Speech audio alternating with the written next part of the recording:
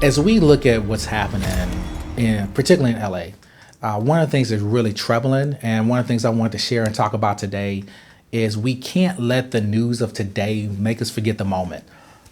This whole thing started with a quest to dehumanize a group of people. Dr. Lafayette always says that you have to dehumanize a person to bring violence towards them.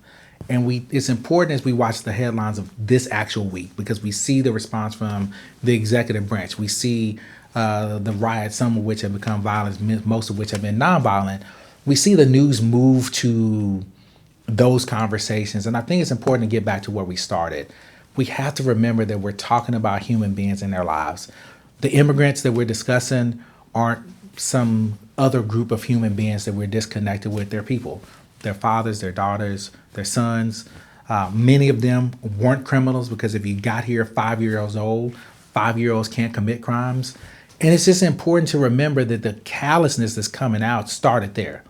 From that callousness, then you see people, of course, with all this angst and anger at how these people are being treated, in this case in Los Angeles.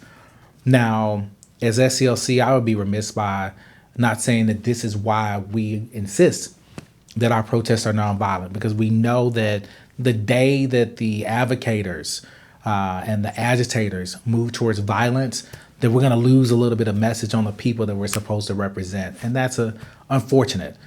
So we do always call for nonviolent direct action.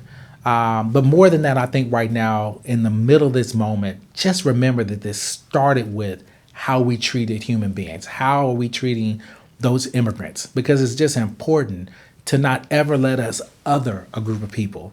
Some days it's immigrants, other days it's prisoners, some days it's women. There are times in America they've been Polish, they've been Italian, almost always they've been Black. We have to not other people, because that sets the framework for us not dignifying their humanity. And it's always important to remember that these are human beings.